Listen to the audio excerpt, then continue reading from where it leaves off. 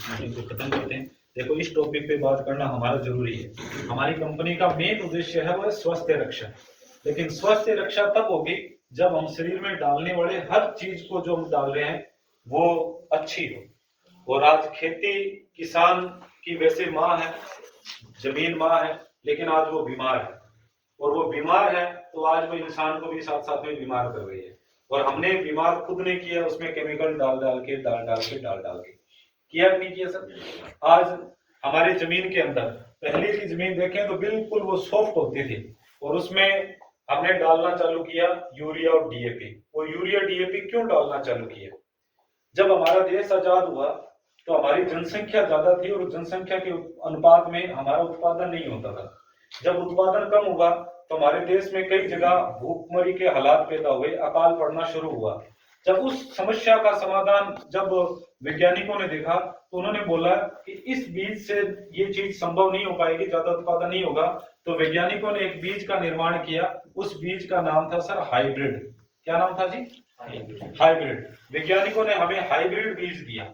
इस हाइब्रिड बीज से पहले हमारे पूर्वज उस फसल का अनाज कुछ बचा के रख लेते थे, जैसे उसका सीजन आता था खेत में छिट्टा लगा देते थे, ऐसा ही होता था सर। लेकिन फिर वैज्ञानिकों ने बोला कि आप उस बीज को मत यूज करें, आप हाइब्रिड बीज को जमीन में डालना चालू करें, ये आपको ज्यादा पैदावार देगा। तो किसानों ने क्या किया? हाइब्रिड बीज को खेत में डालना चालू कर दिया। लेकिन खेत में जैसे ही हाइब्रिड बीज को डाला तो हमारा उत्पादन तो खूब हुआ, कुछ साल हमारा उत्पादन खूब तेजी से बढ़ा, लेकिन कुछ समय के बाद ये उत्पादन वापस कम होना चालू हो गया। जब उत्पादन कम हुआ तो फिर उन्होंने देखा कि ये ऐसा कैसा हुआ, तो उनको पता लगा कि इस हाइब्रिड बीज को जमीन से ज्यादा भोजन की आवश्यकता थी, यानी कि इस हाइब्रिड बीज ने जमीन में जितनी भी ताकत थी वो सारी की सारी खींच ली। अब क्या हुआ? अब भोजन जमीन में एक्स्ट्रा देना पड़ेगा। अब एक्स्ट्रा भोजन हम कैसे दें? तो उसके लिए साइंस ने यूरिया और डीएपी का निर्माण किया कि अब आपको जमीन में हाइब्रिड के साथ ज्यादा भोजन चाहिए, उत्पादन ज्यादा चाहिए, तो आप यूरिया और डीएपी को जमीन में डालना चालू कर दें। और उसके बाद हमने यूरिया और डीएपी को जमीन में डालना चालू कर दिया। अच्छा, एक यूरिया का बैग है, इस यूरिया में क्या होता है सर? नाइट्रोजन होती है। नाइट्रोजन कितने परसेंट होती है सर? 46। 46% इस बैग के अंदर नाइट्रोजन होती है।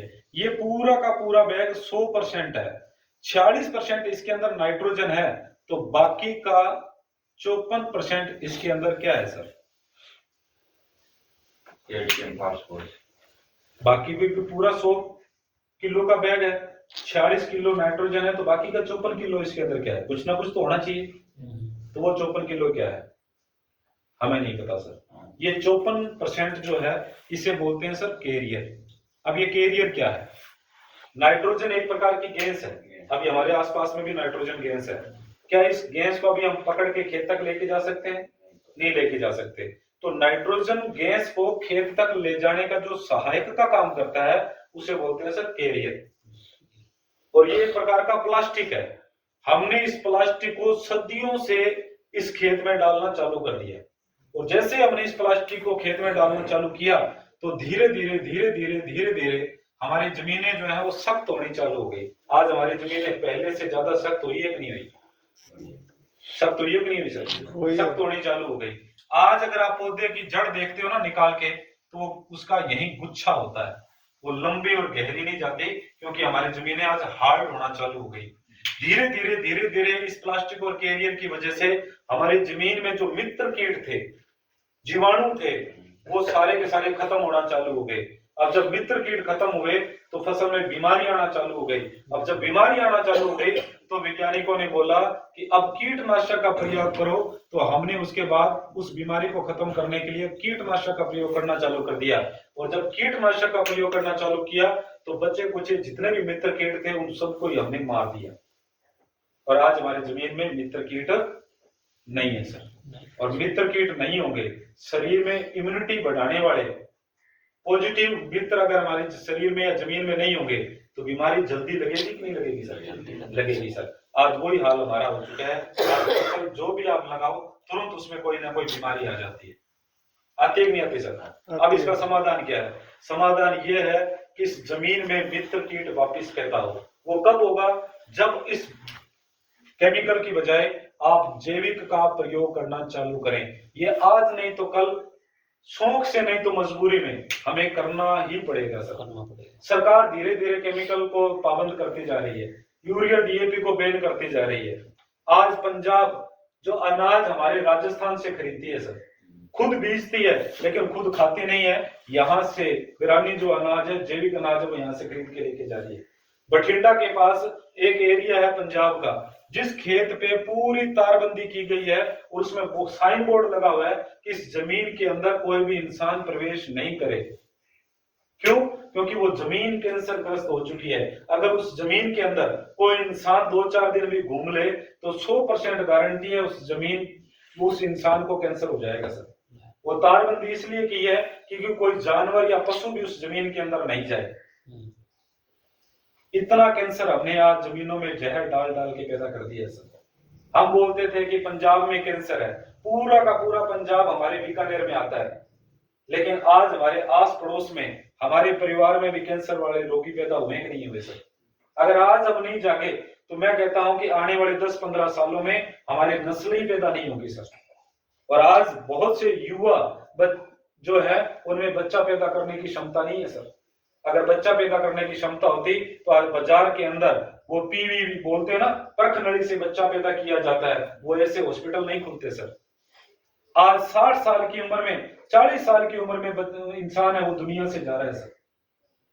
हम पहले पोते को गोद में खिलाते थे और पोता दादे के साथ खेलता था, लेकिन अगर यही हालात रहे तो ना तो कभी पोता दादे का मुंह देखेगा, ना दादा कभी पोते का मुंह देखेगा, और हमारी नस्लें धीरे धीरे खत्म हो रही है सर। इस केमिकल से हमें बाहर आना चाहिए कि नहीं आना चाहिए सर? जब हम बात करते हैं किसानों से तो बोलते हैं कि सर जैविक करेंगे लेकिन हमारा उत्पादन कम हो जाएगा। अरे मैं बताता हूं आपको, उत्पादन 1% भी कम नहीं होगा सर, लेकिन अपने परिवार को बचाने के लिए कम से कम यार कुछ तो अपने खाने लायक है वो तो अपने जैविक करें कि नहीं करें सर? करना चाहिए कि नहीं करना चाहिए सर? जैविक को अपनाना ही पड़ेगा सर, ये हमारी मजबूरी है सर। लेकिन कोई एक साथी संकल्प लेके आगे आ जाए कि मैं आज के बाद अपने खेत के अंदर केमिकल नहीं डालूंगा, आज नहीं तो कल आपके साथ 2, 4, 10, 15, 20 लोग जुड़ेंगे कि नहीं जुड़ेंगे सर? आज भारत के बहुत से ऐसे 2 देश हैं, राज्य हैं जिन्होंने पूरे अपने राज्य को, सिक्किम पूरा एक राज्य भारत का ऐसा है जिसने संकल्प लिया कि हम अपने खेतों में केमिकल नहीं डालेंगे। आज देश का पहला ऐसा राज्य है जो जहर मुक्त हो चुका है, वहां पेस्टिसाइड कीटनाशक का प्रयोग नहीं होता, टोटल के टोटल जैविक खेती होती है सर। उसका संविधान है सर, ये हमारा हरित संजीवनी आरसीएम ने मिशन लिया है जहर मुक्त खेती का। ये हरित संजीवनी, ये 1 एकड़ का है, 1.5 बीघे का ये प्रोडक्ट है। ये आपकी जमीन को भी स्वस्थ रखता है और आपकी फसल को भी स्वस्थ रखता है। किस प्रकार से ये काम करता है? पहला पाउच आपने इसको जमीन में देना है, ये 1 नंबर पाउच है, इस पे लिखा हुआ है। इसको आपने जब आप फसल बीजते हो उसमें आपने जमीन में देना है, सूखी मिट्टी के अंदर, गोबर खाद के अंदर, या शुरुआत में यूरिया के अंदर मिला के इसको हम जमीन के अंदर दे सकते हैं। ये क्या काम करेगा? ये जमीन के अंदर जो बैक्टीरिया है, जीवाणु है, उनको वापस तैयार करना चालू करेगा। इसको लगातार घेरने से आपकी जमीन में केंचुए हैं वो तैयार हो जाएंगे। दूसरी फसल में आपके खेत में बहुत से केंचुए नजर आने लग जाएंगे। मैं बताता हूँ आपको सारा, आपके सवालों के जवाब दूंगा मैं। उसके बाद ये क्या काम करेगा? आपकी जमीन को नरम करेगा, जो अघुलनशील तत्व केमिकल है इनको जमीन के अंदर पहुंचा देगा। जब आप पौधा लगाएंगे तो इसकी आप पौधे की जड़ उखाड़ के देखेंगे, इस पौधे की जो जड़ है ये गहरी और लंबी जानी चालू हो जाएगी, सूक्ष्म जो जड़ें हैं इसमें पैदा हो जाएगी। पानी आप दोनों खेत में लगाना, एक इसमें लगाना, एक दूसरे खेत में लगाना, आप देखेंगे कि इस खेत का जो पानी है वो जल्दी जमीन पी जाएगी। आप जब चलेंगे तो आपका पैर इस जमीन में जल्दी धसेगा, यानी कि जमीन को ये सॉफ्ट और नरम कर देगा बिल्कुल। ये पहला पाउच।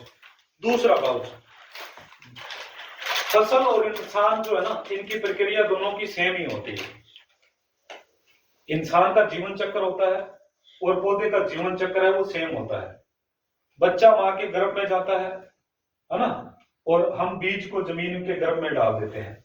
फिर बच्चे की बचपन अवस्था और उसी प्रकार से पौधे की बचपन अवस्था होती है। हर अवस्था के अनुसार उसको ताकत देनी पड़ती है। दूसरा, जब पौधा जमीन से फुट 1.5 फुट बाहर आती है तो फसल की बचपन अवस्था होती है। उस टाइम हमें कुछ अलग से उसको न्यूट्रिशन देने की जरूरत होती है, ताकत देने की जरूरत होती है। ये दूसरा पाउच है। उस वक्त आपने इसका पानी में घोल बनाकर फसल के ऊपर छिड़काव करना है, जब फसल 1.5 फुट पौधे जमीन से बाहर आ जाए। ये क्या काम करेगा?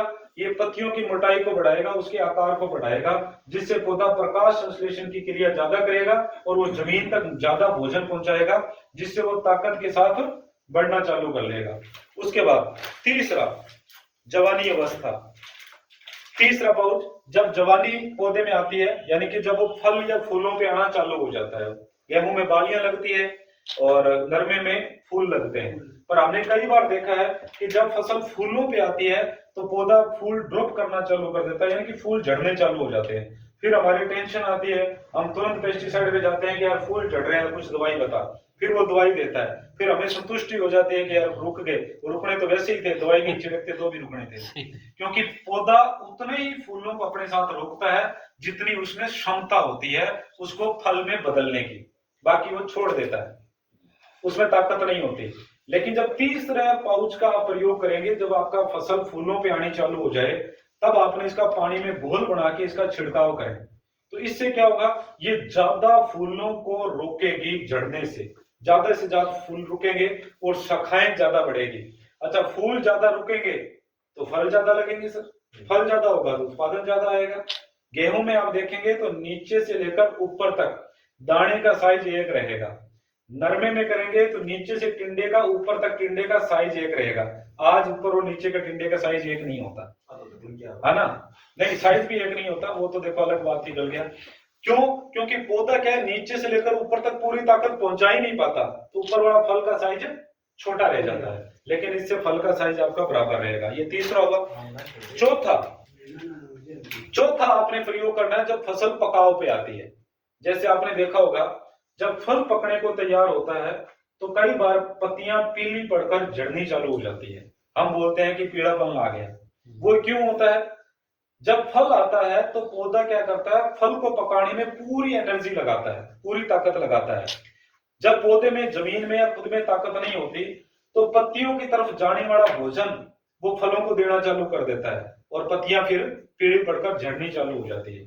जब आप चौथा का प्रयोग करेंगे तो उसके बाद पौधा आपका पूरा हरा भरा रहेगा, पत्तियों को भी भोजन मिलेगा, फल को भी भोजन मिलेगा, और आपकी फसल पूरी तरह से तैयार होने के बाद पौधा अपने आप को खत्म करेगा।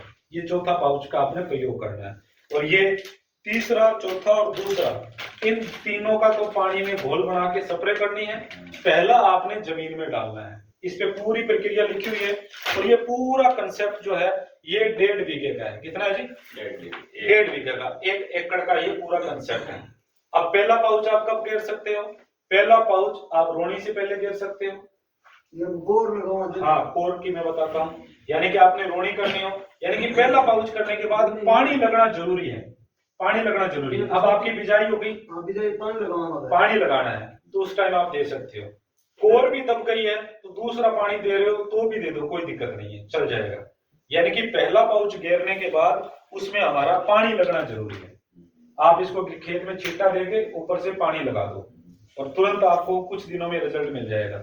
हम उस खेत को बार बार विजिट करने आएंगे, देखने आएंगे और आपको बताएंगे कि कहाँ क्या फर्क आ रहा है। इसके अलावा आपकी किसी भी फसल के अंदर, खाली इसमें नहीं, और भी फसल में कोई भी किसी प्रकार की कोई बीमारी या कुछ नजर आ रहा है, उसका समाधान भी हम आपको बता के जाएंगे। कंपनी लेवल तक के ट्रेनर से आपकी बात करवाएंगे, ये समस्या आ रही है, इसका ये समाधान किया जाएगा। कम पैसों में आपका उसका समाधान हम करवा सकते हैं सर। तो ये हो गया पहला पाउच। इसके बाद पानी लगना जरूरी है, रोने से पहले कर दो या कोर्स